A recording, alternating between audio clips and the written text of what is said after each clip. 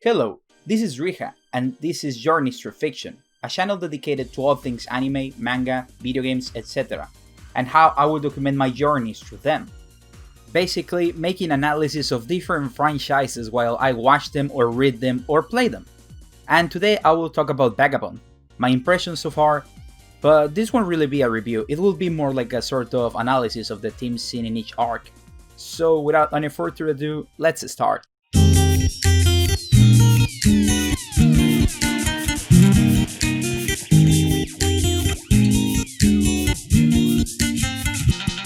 Vagabond is a manga I have always wanted to read. It has two things I really enjoy, which are samurai action and Takehiko Inoue's art. I myself was a fan of slam dunk since my childhood. It used to be shown here in Mexican TV back in the 90s, and it was just so good. So when I learned about Vagabond, I knew I had to give it a chance. I mean, it's not about basketball, but Inoue did it too, so it must be good, right? And boy, oh boy, it's really been a ride. I bought the first 4 volumes of Vagabond's big release, in which there are like 3 normal volumes collected, so basically I own 12 volumes, I guess. Anyways, I just finished reading what I consider the first arc of Vagabond, which ended in chapter 20, when Takeso becomes Musashi. So that's what we are going to talk about here. The first arc of Vagabond introduces us to 3 characters which right now are our main protagonists, which are Shinmen Takeso, a reckless, violent boy that kills whoever gets in his way, Honinden Matahashi, Takeso's childhood friend who followed him to war, and Otsu. Yeah, Otsu. So her role in the story pretty much seems to be that of Matahashi's former fiancé and possibly Takeso's love interest or something. Anyway, these first 20 chapters pretty much follow the story of Takeso and Matahashi after they survived the Battle of Sekigahara. Which, by the way, is not really explained in the manga what the Battle of Sekigahara actually is, but I assume it's common knowledge to any Japanese person. Luckily enough, the volume release has some extra information in it. In a nutshell, it's a battle that changed the course of Japan. The Tokugawa won and proceeded to establish the Tokugawa shogunate. Now, let's talk a bit about the art of the manga, and of course it's Takehiko Inoue, so you already know I'm gonna praise it, but anyway, the opening pages of the manga are so often in color, right?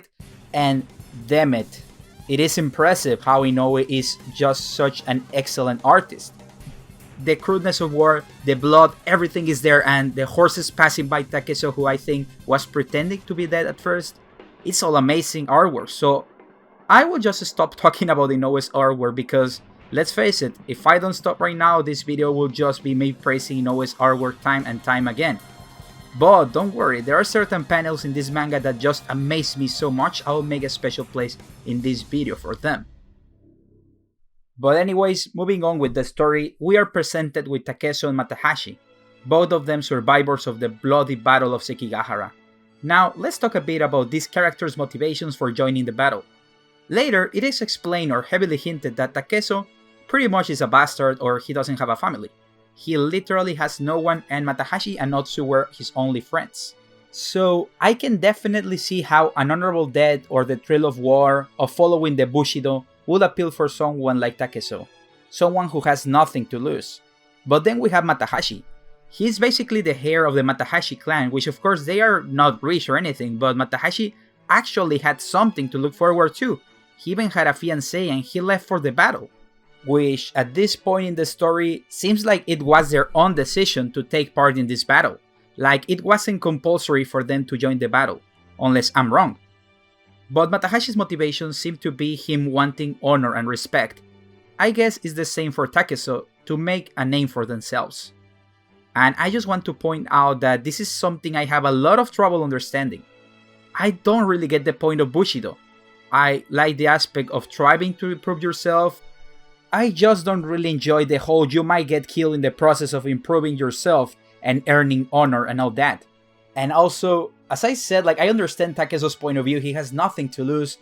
But I think Matahashi is kind of dumb. Okay, so I think, for example, let's suppose their roles were inverted, like Takeso was Matahashi, he had his life, and Matahashi was Takeso. I really doubt really doubt that Takeso would have left for war if he had like a family, and because basically he wants to be accepted and all that. That's what I think. And also, if he was promised to Otsu, like, he wouldn't have left for war. No way he would have left, because he has the hots for Otsu, I think. But I digress. Maybe I will make another video at some point talking about Bushido, honor, and all that. Let's move on with the story. Chapter 1 works perfectly as an introductory chapter. It shows us our main character's motivations, has very cool battle scenes which depict Takezo as the bloody beast with no regards for human life that he is, and then we are later introduced to some minor characters, whose name I don't remember. I think the little girl was Akemi, the bandit's name is Tenma, and I really can't remember the name of Akemi's mom. But the most important part here is Matahashi. It's interesting because even though Takezo gets all the action, the character development for this mini arc of the story is all about Matahashi. Matahashi is a very interesting character. It's not a character you are supposed to like, or even root for, I think. And yet, I couldn't stop feeling sorry for him. I don't know what the direction, will take with this particular character is, but it feels like it will be a lovable loser of sorts. I think. Again, these are my first impressions of the series, so I might be wrong. In this arc, we get to explore both the inner thoughts of Takezo and Matahashi. Takezo seems to have had a complicated relationship with his father. In that particular part of the story, Takezo was having a dream, asking his father where his mom went, and his father told him he had the eyes of a demon.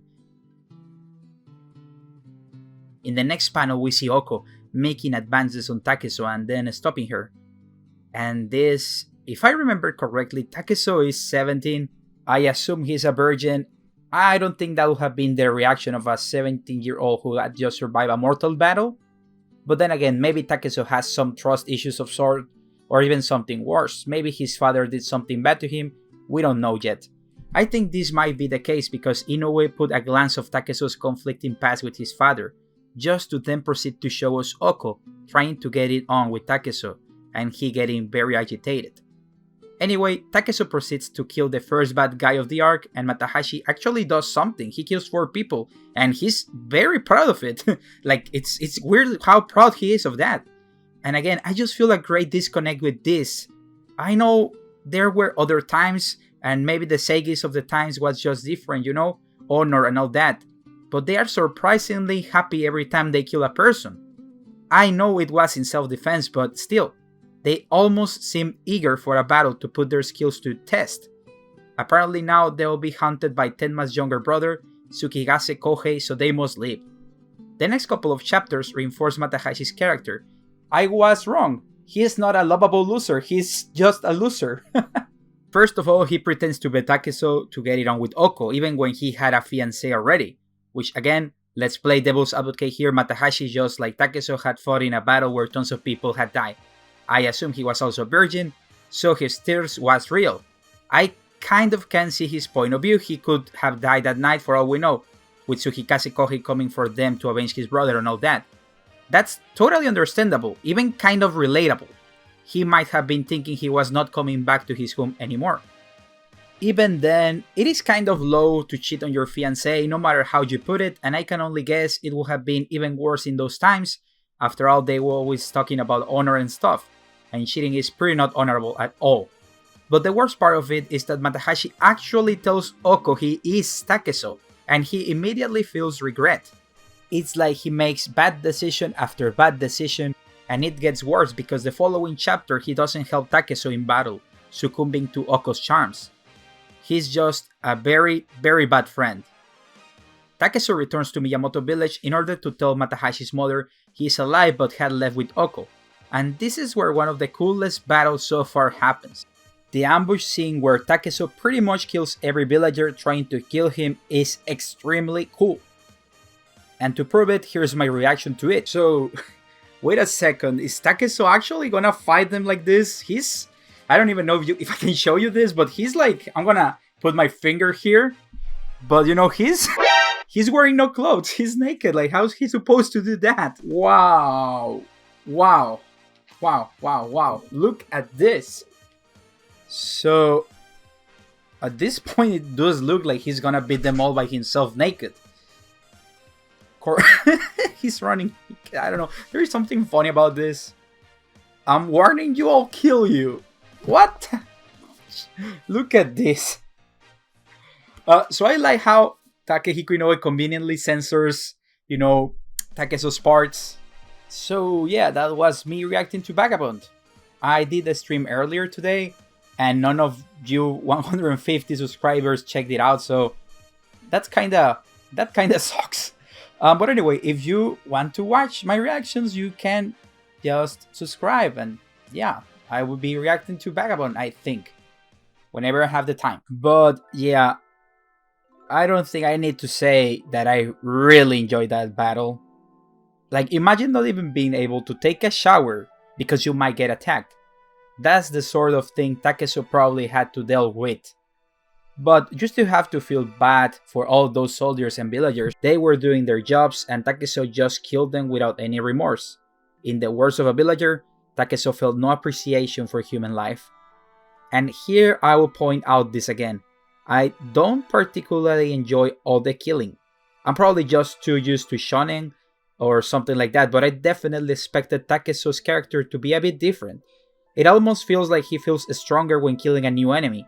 And again, I totally get he was ambushed. It's not like he actually tried to get in trouble, but still it's like he feels nothing for human life. Like he's somehow going to make a name for himself, as he says, by killing random people who probably had never had any training with swords in the case of the villagers. And here is where Takeso stumbles upon the MVP of this manga so far, and my favorite character by a long mile, Takuan the monk. Takuan is an extremely honest monk, even calling Captain Mustache on his BS. Apparently he is based in an actual monk, like he actually existed, but I doubt the real Takuan was this awesome. If I were to compare Takuan to other characters from fiction, it would probably be Tyrion from Game of Thrones. Clever and always having a better comeback line. Anyway, we will talk about how awesome Takuan is a couple of times later in the video, but anyway, let's just continue with the story. Kohei appears and fights Takeso and leaves. Pretty unremarkable fight if I'm being honest, but anyway, Takeso kills even more people. Takuan then does more cool stuff, humiliating Mustache Captain even more, and it's shown just how important Takuan really is, being a close friend of Ikeda Terumasa, Lord of Imeji Castle. Yeah, whomever that person might be. I can only imagine it's a pretty significant person for Japanese history or something, but the reference was lost in me. Takuan and Otsu proceed to look for Takeso because why not, I guess? And again, I get this isn't Inoue's story, he's only adapting it, but I think Otsu is a pretty boring character. I understand this is supposedly a real story, and that Otsu was a real person, but as a character, I just feel she's pretty dull. Your token female love interest character that has been friends with the main character since their childhood. It's an easy way for Inoue to give us more flashbacks and other points of view of Takeso and Matahashi when they were younger. And in that case, Otsu's character accomplishes that goal. She's like the Sakura of Vagabond. Like Sakura from Naruto? Yeah, Otsu's pretty much Sakura. Going back to Takeso, he is already weakened, he hasn't eaten in days, and he just embraces Otsu and accepts being captured. But before he does, we get to see an inner monologue of what Takeso is going through mentally. And it's a roller coaster of emotions. Being called a demon since he was a kid, being hated by everyone, he sees the people he has killed so far. And the last panel of that inner monologue, which by the way had no text at all, is a little minuscule one compared to the bigger ones that show us just how ruthless Takeso was. In this panel, we see a crying Takeso. Perhaps Takeso felt regret after taking all those lives. Even when he first saw Otsu, Takeso looked like he was going to fight back, but he ultimately just left himself be captured. Maybe he just wanted to die, to get some sort of punishment, or at least that's the way I interpret that. And the next couple of chapters are the highlight of the arc in my opinion. We get to see more of Takeso. He had actually found his mother only to be told to go back with his father. He wanted to be stronger so he didn't have to depend on anyone, and thus be invincible under the sun. I googled a bit because that was such a cool epithet, and apparently invincible under the sun could also be translated as invincible under the heavens, which does sound cooler in my opinion, but either of those titles are super cool. Anyway, Takeso wants Takuan to kill him already, to have an honorable death, to which Takuan replies that he is being selfish and had no right to choose how to die, that he had taken everything away from the people he had killed. And at this point of the story, you obviously know this is going to be a redemption of sort. One, because if he had wanted to, Takuan would have killed Takeso by then.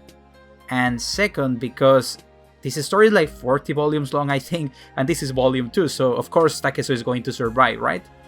Well, yes and no. But anyway, I understand that Takuan is a monk, and I believe that people can change, but then again, Takeso did kill a lot of people. A lot of them just villagers or soldiers merely doing their job, catching a criminal. We finally get to know Takeso's father named Shinmen Munisai, which I guess might appear later in the story. Shinmen kinda looks like a final boss material character for me, and I guess it would be cool if he returned in the story, but who knows, right? Tsukihage Kohei appears yet again does nothing, but I would admit all the panels in which Kohei appears look crazy good. And Takuan's aura was hype too.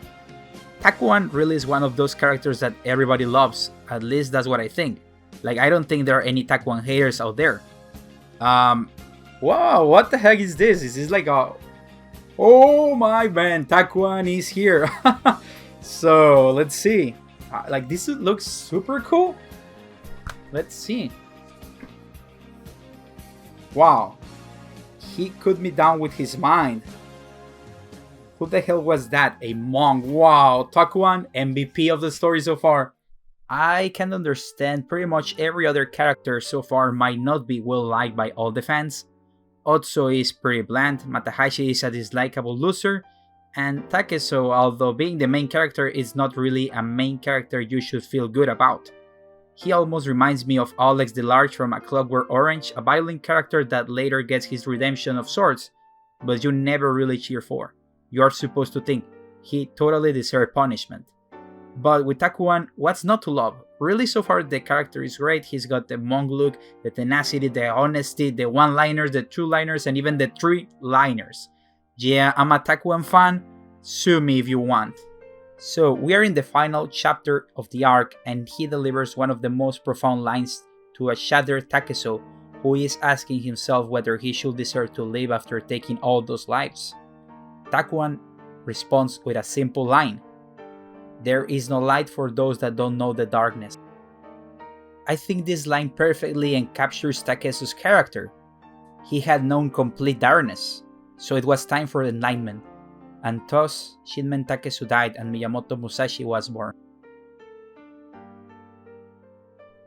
And that line, like, it blew my mind. It's so clever and it's quite true.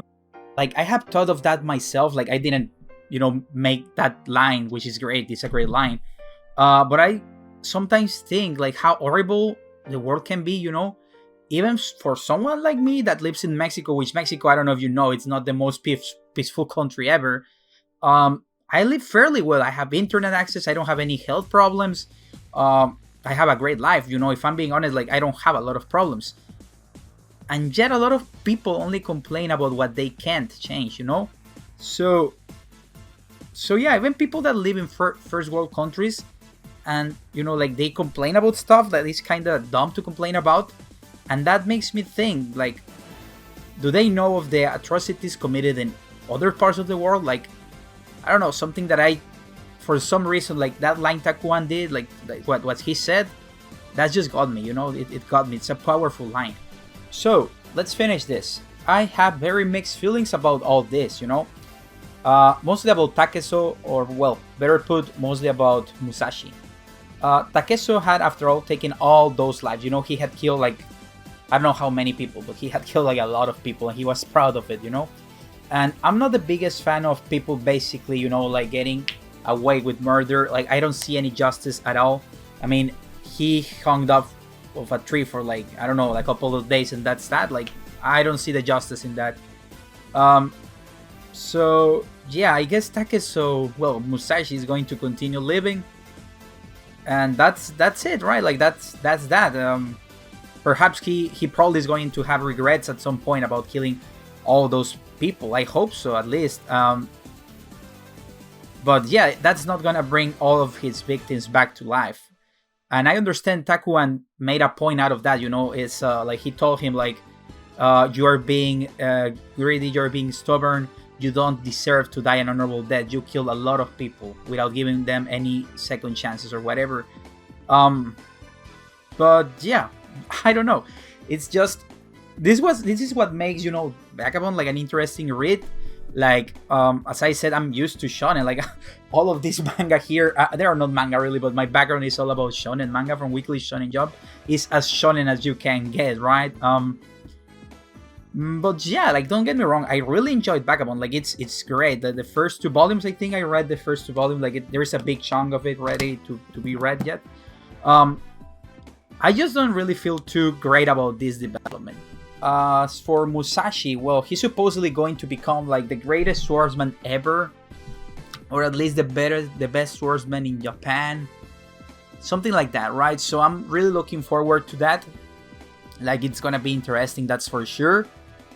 And I don't know, maybe this whole story is gonna be like a huge atonement arc. I don't know if, like, you know, he's gonna try to undo his past, you know, try to basically live for the people that he killed. Maybe I'm not completely sure. That's my take on it. Like I don't know, I really don't know what's gonna be about.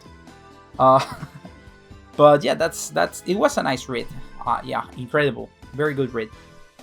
But for now, guys and girls listening to this, that'll be it. I will make a new video whenever I have time to read the next arc. I don't know like how long the arcs are. I checked, and it's probably like 1 or 2 books per every arc from what I looked. So like they are not super long arcs. So maybe like, I don't know, when I have time, I will read it and then like write a script, because obviously this was like a written script. But yeah, please, if you enjoyed, give a like, subscribe, share. Yeah, please subscribe to this channel. Like as I said, I made a stream like earlier, and like it sucked. Nobody saw it. And so yeah, if you subscribe, you can check my streams, like my live streams, and see me reacting to Vagabond whenever I react to it. And so yeah, this is it for today. Thanks for watching. See you. Bye.